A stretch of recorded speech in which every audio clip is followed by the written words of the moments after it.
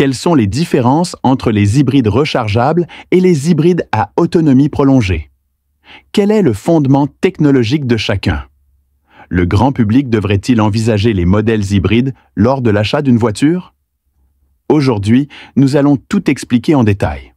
Tout d'abord, l'essence même de la technologie hybride réside dans le fonctionnement coordonné d'un moteur à essence et d'un moteur électrique pour une efficacité énergétique optimale et une expérience de conduite améliorée. À vrai dire, les gens trouvent les voitures à essence économes en carburant et un peu chères, tandis que les voitures électriques offrent une autonomie limitée. C'est pourquoi ils ont imaginé une approche hybride. La première technologie hybride était l'hybride non rechargeable, dit hybride essence. Leur logique de conception technique consiste à utiliser la puissance du moteur électrique pour compenser les inconvénients du moteur thermique dans les scénarios de faible rendement, plutôt que de dépendre d'une charge externe permettant au moteur thermique de fonctionner principalement dans sa plage de rendement optimale. Leur cœur de métier est constitué d'un moteur thermique et d'une petite batterie, ainsi que d'un moteur d'entraînement et d'un moteur générateur. Commençons par les avantages.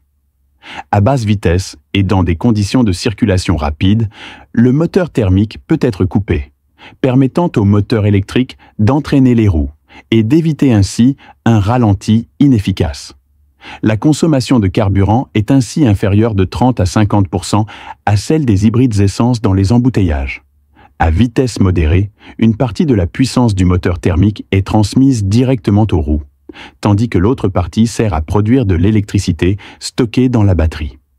À vitesse élevée, le moteur thermique entraîne principalement les roues, tandis que le moteur électrique contribue à réguler la vitesse pour maintenir son efficacité.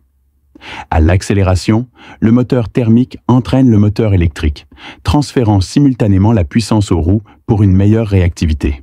De plus, lors du freinage, le système coupe automatiquement l'alimentation du moteur thermique et passe en mode production d'électricité via les électrodes de commande, stockant ainsi l'énergie dans la batterie. Les inconvénients de ce véhicule sont importants. En raison de sa faible puissance électrique et de la faible capacité de sa batterie, il ne peut pas fournir une puissance élevée sur de longues périodes et ne bénéficie donc pas des avantages de la propulsion 100% électrique. De plus, sa chaîne cinématique plus complexe par rapport aux véhicules 100% thermiques entraîne un prix plus élevé. De plus, dans la plupart des régions de Chine, ce véhicule n'est pas considéré comme un véhicule à énergie nouvelle, VE, et n'est donc pas éligible aux subventions pour les VE. Cependant, sa batterie plus petite et son cycle de charge-décharge court minimisent l'entretien et la dégradation de la batterie. Afin d'améliorer encore les performances et l'expérience utilisateur, les véhicules hybrides rechargeables, PHEV, ont fait leur apparition. Leur principe de base consiste à utiliser des batteries de plus grande capacité et une recharge externe pour des trajets courts en 100% électrique et longs en hybride. Des batteries plus puissantes, généralement comprises entre 10 et 40 kWh, fournissent une puissance électrique supérieure, offrant des performances inégalées et la possibilité de démarrer le moteur en cas de décharge complète. La principale différence entre les PHEV et les hybrides essence réside dans le fait que les PHEV utilisent une recharge active externe, ce qui leur permet d'utiliser directement le moteur électrique. Bien que leur performance de conduite soit supérieure à celle des véhicules 100% électriques, elles se limitent aux courtes distances, généralement entre 50 et 200 km. En cas de panne de batterie et de passage au moteur thermique, l'accélération chute brutalement. Cela s'explique par le poids accru de la batterie, ce qui entraîne des différences de comportement routier par rapport aux véhicules à essence. Bien que les hybrides rechargeables soient plus petits que les véhicules 100% électriques, ils nécessitent néanmoins des charges et décharges fréquentes, ce qui dégrade inévitablement la batterie.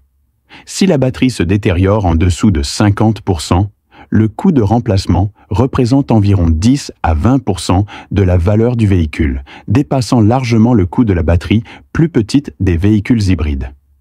Les véhicules hybrides rechargeables utilisent un système complexe de production d'énergie et un système de coordination du fonctionnement du moteur électrique et du moteur thermique. Cette complexité entraîne une probabilité de panne plus élevée que celle des autres modèles. La plupart des gens privilégient la conduite 100% électrique tout en recherchant une plus grande autonomie, ce qui a conduit au développement d'architectures hybrides à autonomie prolongée. Leur logique de base est la propulsion 100% électrique, le moteur thermique agissant comme un amplificateur. Pour cela, des cycles Miller ou Atkinson à haut rendement thermique peuvent être utilisés. Leur rendement thermique peut atteindre 40% et ils fonctionnent uniquement comme un générateur et non comme un moteur roue. La capacité de la batterie varie généralement de 20 à 60 kWh, offrant une autonomie en mode électrique pur de 10 à 300 km, couvrant ainsi la quasi-totalité de l'autonomie.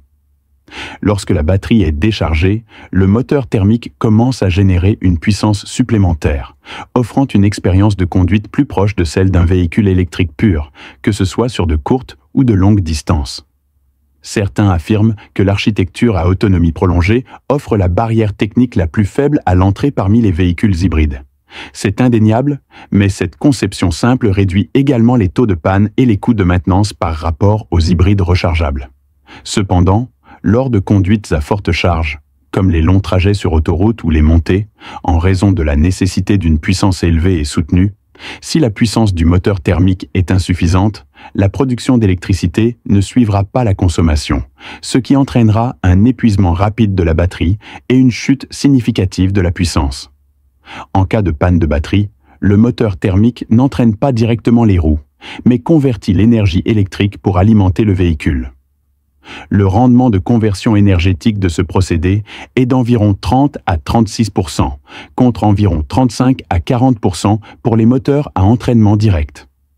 Évidemment, cette conversion énergétique est relativement faible, ce qui entraîne une baisse directe de la consommation et une augmentation de celle-ci.